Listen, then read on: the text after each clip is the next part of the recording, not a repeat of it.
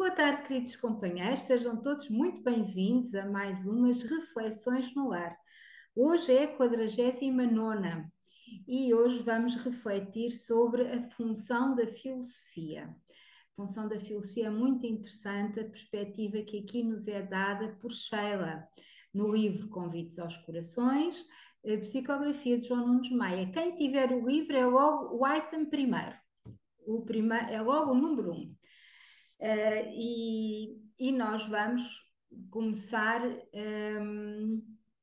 com a nossa prece. Sim? Então vamos lá. Vamos respirar profundamente, descontraindo a nossa mente, libertando-a de todas as preocupações do dia. E vamos elevar o nosso pensamento até ao nosso amado Mestre Jesus. Amado Mestre Jesus, de amor e bondade.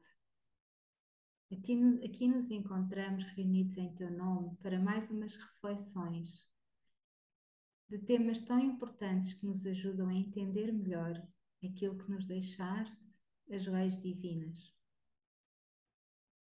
Convidamos a todos, encarnados e desencarnados, para estas reflexões e pedimos aos nossos mentores e guias o seu amparo, as boas intuições, as boas harmonias, para que eles possam, na casa de cada um de nós, harmonizar o lar, harmonizar-nos a nós e criar assim as condições para que possamos refletir em profundidade sobre estas verdades tão bonitas.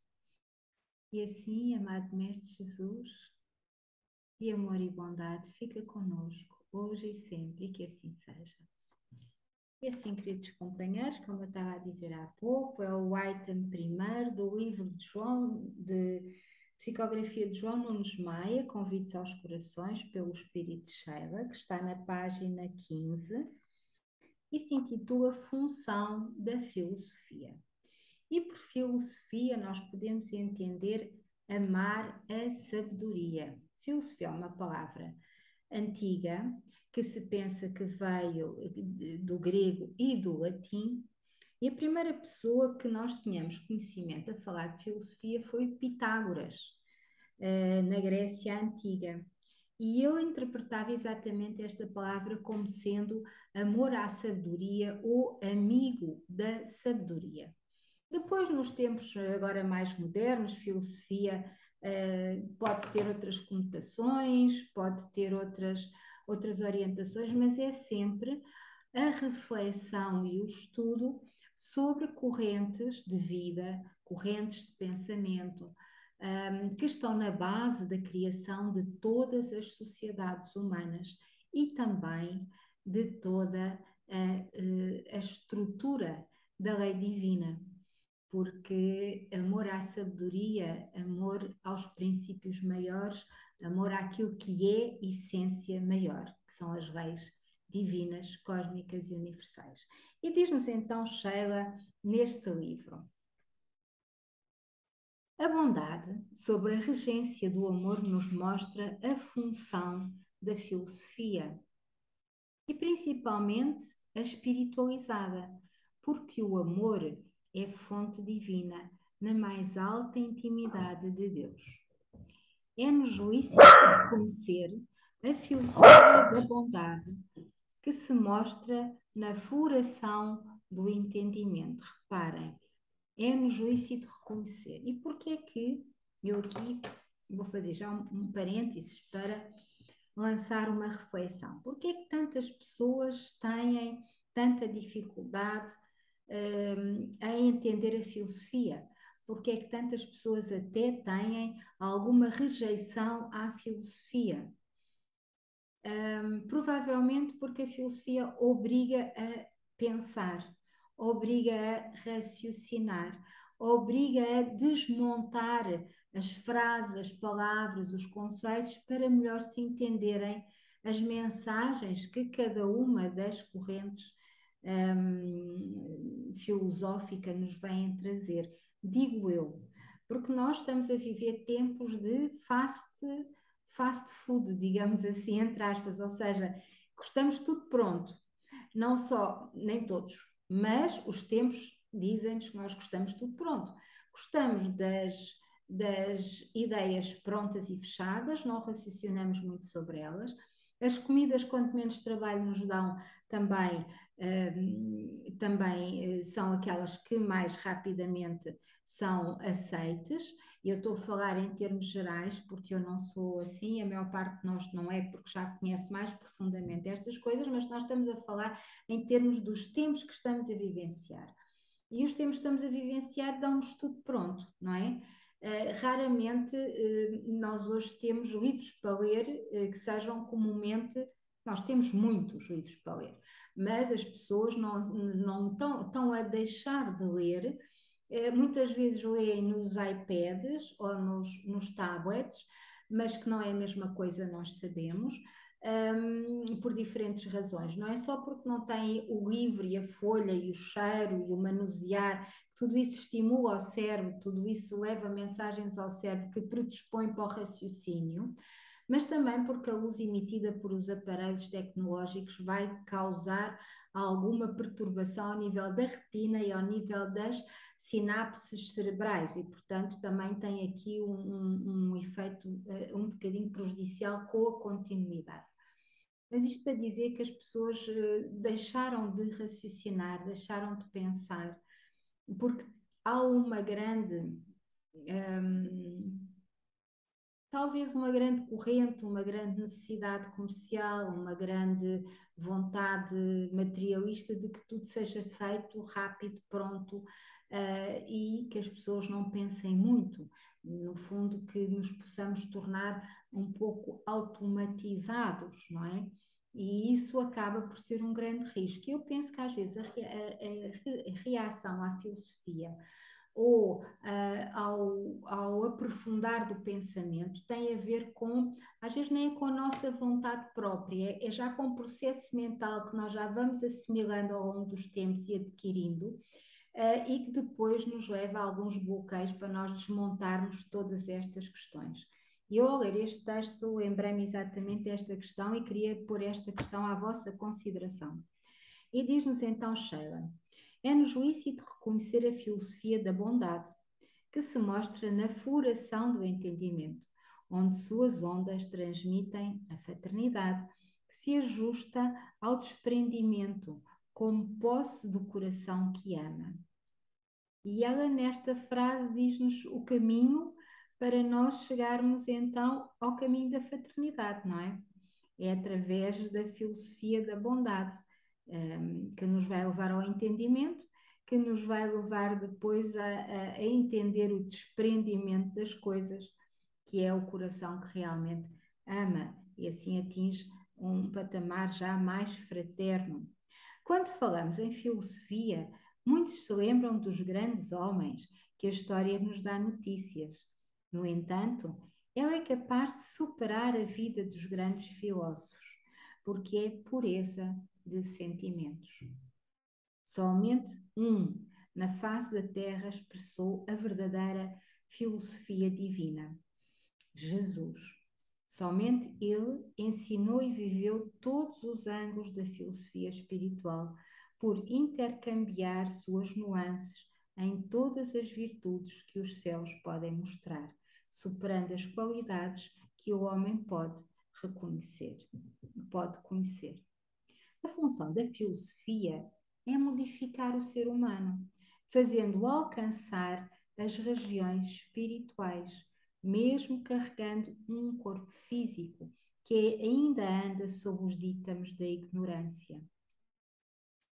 Porquê? Porque nos leva a pensar, leva-nos a entrarmos em nós mesmos para nos auto-analisarmos, auto-reconhecermos à medida que vamos lendo, à medida que vamos estudando, à medida que vamos desmontando os diferentes conceitos, nós vamos olhando para dentro de nós, nesse mesmo raciocínio, e acabamos por alcançar então em nós estas regiões espirituais, que é a nossa própria essência divina.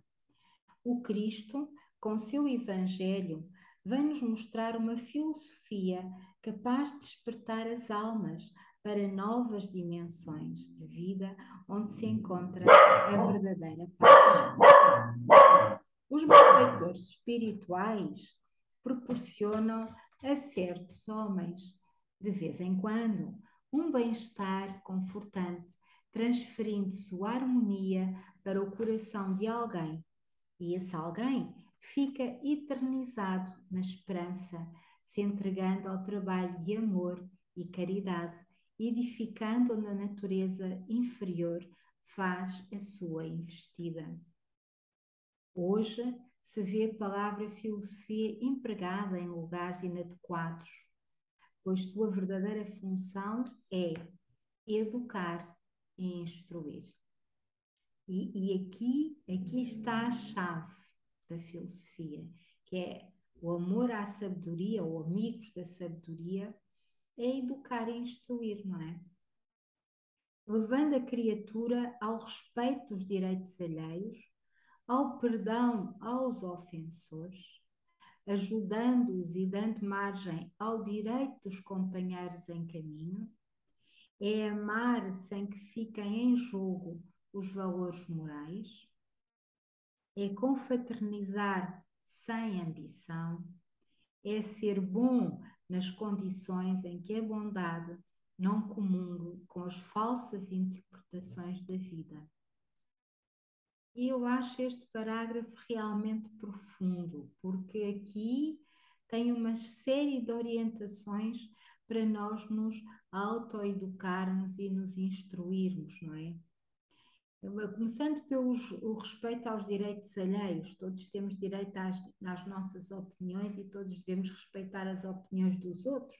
Cada um está no seu caminho, está no seu estágio evolutivo, está responsável pelas suas próprias escolhas e, portanto, nós temos que os respeitar. Temos que trabalhar o perdão aos que nos ofendem, não é? Ou que ofendem os outros e ofendem as massas, ajudando-os e dando margem ao direito dos companheiros em caminho, é amar sem que fiquem em jogo valores morais. E aqui é muito interessante porque nos leva a pensar que muitas vezes na nossa capacidade de interpretar o amor, nós às vezes, ao amarmos uns aos outros, ou amarmos no sentido um pouco mais lato e maior, nós vamos sempre equacionar os valores morais, não é? Os nossos e os dos outros. Ou submetemos os outros aos nossos, ou deixamos que os outros, de alguma maneira, nos deixamos submeter aos valores morais dos outros. E aqui é amar mantendo a individualidade de cada um, não é? É no fundo, conseguir amar-nos uns aos outros, respeitando os valores morais de cada um. Porque só assim é que cada um tem o valor que tem. Porque no momento em que nós nos submetemos aos valores morais de outros, ou que os outros submetem aos nossos, nós deixamos de ser quem somos e os outros deixam de ser quem são. E, portanto, aquilo que nos atraiu nos outros perde automaticamente o valor. Seja uma pessoa uma pela outra, seja pais por filhos, filhos por pais, seja em coletividade o amor que se expressa através da amizade, não é? E para falar em amizade, ele diz-nos aqui confraternizar sem ambição. E nós vemos muitas vezes que os amigos, graças a Deus, aqueles que são amigos, não acontece, mas muitas vezes nos amigos existe uma espécie de competição entre os amigos, não é? Às vezes velada, subtil, mas se nós analisarmos um pouco, às vezes é isso. E, portanto, é confraternizar sem qualquer tipo de ambição, pelo simples prazer de caminhar em conjunto com os amigos, sem segundos interesses, sem invejas, sem competições, sem ambições de espécie nenhuma. É ser bom nas condições em que a bondade não comungue com as falsas interpretações da vida. Ser bom simplesmente pela bondade em si e não com segundas ou terceiras intenções, ou mascarar de bondade aquilo que de facto não o é. E aqui também há uma situação que temos que pôr em causa. E é curioso ela vir-nos falar neste parágrafo, todas estas coisas, porque nós estamos a viver tempos em que existem estas névoas e estas confusões, não é? Em que as coisas estão todas um bocadinho manipuladas ou estão todas pouco, mostram-se pouco na essência, não é? Está tudo um pouco subvertido de alguma maneira. Quem conhece Jesus na essência do pergaminho divino não pode ignorar o que significa bondade, amor e perdão. E a doutrina dos espíritos, na feição de retorno do Mestre ao meio humano, para ficar eternamente nos corações, nos condiciona ao amor e à verdade. E esta frase aqui também me deixou a pensar. Nos condiciona ao amor e à verdade, sem que percamos o interesse que nos leva à grande esperança, que são as promessas de um novo céu e uma nova terra, onde haverá abundância de todo o bem que se possa pensar e que se possa sentir no coração integrado no coração do Senhor. Portanto, quando o nosso coração se integra ao coração do Mestre Jesus, nós aí vamos então transcender, não é? E compreender todas estas verdades e o amor à verdade. E eu aqui no Amor à Verdade, eu partilhei no nosso grupo uma história que Chico contou com respeito do homem mais iluminado que ele tinha conhecido noutros tempos, nos tempos de Jesus. Eu fiquei muito impressionada com aquele relato de Chico, porque é realmente o amor à verdade. Aquilo para mim significa um pouco isso, ou muito isso, não é? Que é o amor à verdade. Como é que um jovem de 18 anos, romano, que escondeu Jesus, para os irmãos que não viram ou não leram esta comunicação, que não foi minha, ela chegou-me por um irmão nosso, como é que ele, romano, 18 anos, jovem, esconde Jesus e os companheiros romanos prenderam-no e pressionaram-no para que ele dissesse onde estava Jesus. E ele disse: Jesus está no meu coração.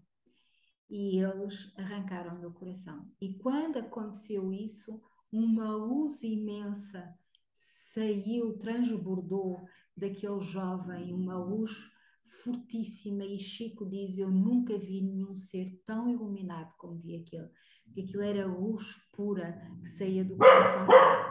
E portanto isso leva-nos a pensar que o amor e a verdade que têm que estar sempre de braços dados, têm no sentido que devem estar sempre de braços dados, porque nós sabemos hoje a dificuldade que é lutar pela verdade.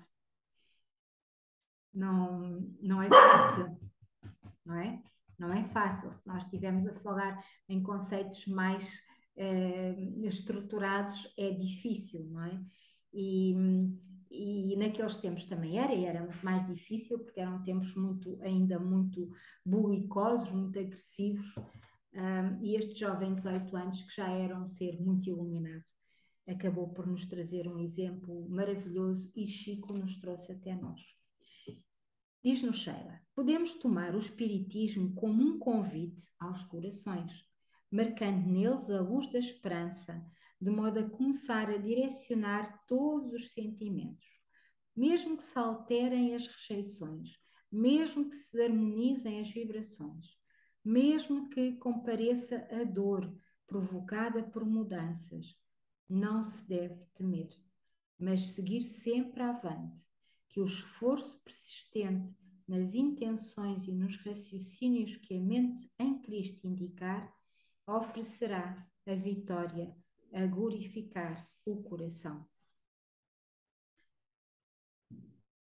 A doutrina espírita é uma filosofia de vida que opera em nós mudanças benfeitoras, nos faz esquecer o ódio e passar a irradiar o amor, a transformar a maldade em perdão e a discórdia em fraternidade.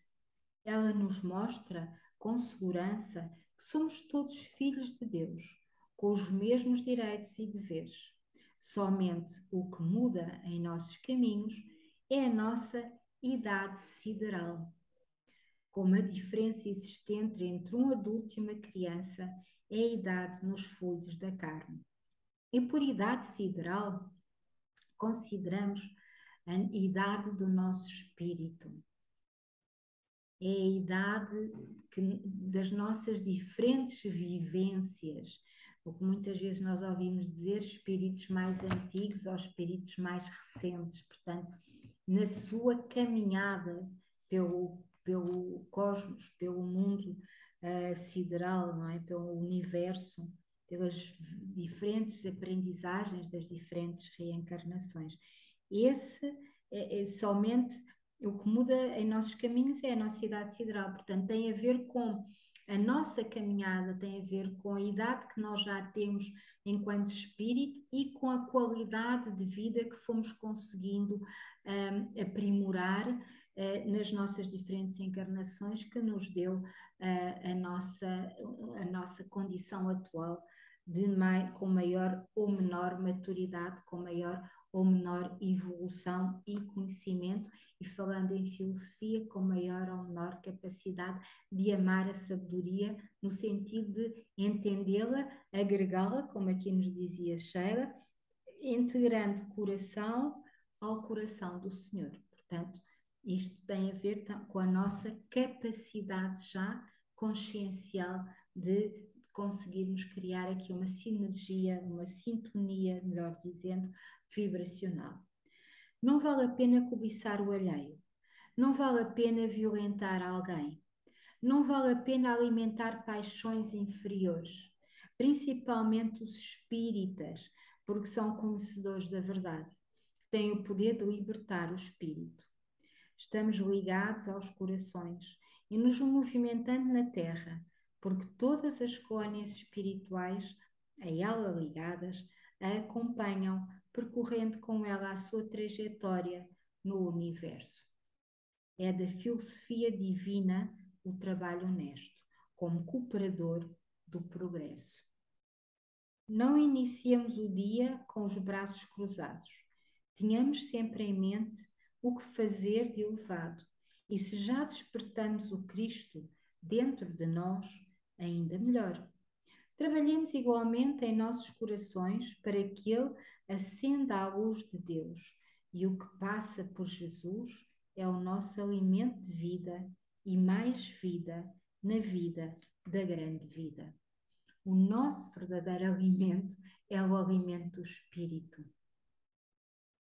O alimento do Espírito é aquele que nos dá a capacidade da vida na vida da grande vida. E a grande vida é a nossa vida maior, é a vida do nosso Criador maior, é a vida de Deus, do princípio inteligente, não é? Empenhemo-nos na filosofia de ajudar, de servir e de amar, porque se falamos de bondade, é porque ela se encontra em nós, disciplinada pelo bom senso, na conjuntura do amor. A filosofia de vida é aprimoramento dos dons espirituais. Eu achei esta lição muito bonita, não é uma lição fácil, acho que é uma lição que só ela dava para nós fazermos aqui várias reflexões no lar, não é? Dividindo esta lição de hoje em várias partes, vários parágrafos, e começando aqui por abordarmos e aprofundarmos cada um deles. Mas a última frase, a filosofia de vida, é aprimoramento dos dons espirituais. Este é o caminho que o Cristo nos vai ensinar. É aprimorar-nos a nós mesmos, aprimorando assim o nosso espírito, é aprimorando os nossos instintos para compreendermos melhor o nosso sentimento. É ajudando-nos a nós mesmos a libertar-nos daquilo que criamos noutras existências que nos prende. E esse é o trabalho que nós temos que fazer dentro de nós mesmos. É um trabalho silencioso, é um trabalho solitário em termos da matéria, mas é o trabalho do alimento do espírito e é o trabalho do nosso progresso em nós mesmos, que nos vai dar a sabedoria de vida, nos vai dar a maturidade necessária para progredirmos enquanto espírito em nós e assim podermos, como nos diz Sheila, fazer da nossa vida um caminho de ajudar, de servir e de amar. E foi para isso que nós fomos criados, para ajudar a nós mesmos e aos outros, para servir a nós mesmos e aos outros e para amarmos-nos e para amarmos os outros. E assim, queridos companheiros, estamos quase a chegar ao final. Eu vou convidar a todos a uma prece de elevação da nossa mente, para melhor integrarmos estes conhecimentos. Amado Pai Celestial, de amor e bondade, de imensa misericórdia, neste momento que recebemos tantas pérolas de luz nesta lição maravilhosa de Sheila, vos pedimos que nos ajudes a integrar estes conhecimentos em nós mesmos, para que eles possam ser processados na nossa mente, no nosso coração e no nosso espírito, para que eles nos possam alimentar e iluminar como uma candeia à nossa frente, a nossa caminhada de progresso até vós.